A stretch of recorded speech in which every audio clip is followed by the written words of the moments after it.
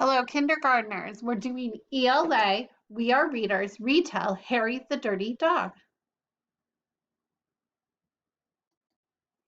Our learning target for today's lesson is I will retell the story Harry the Dirty Dog. So I'm going to retell using my story hand what happened in the beginning, middle, and end, who the characters and where the story took place. For the story, Harry the Dirty Dog.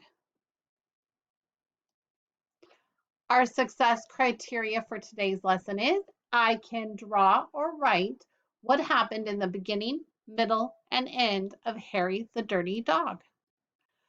So on my paper, I'm going to write or draw the events that happened in the beginning of the story, the event that happened in the middle of the story, and how the story ends. And the story is Harry the Dirty Dog. Go ahead and tell someone today's learning target and success criteria. Bye for now.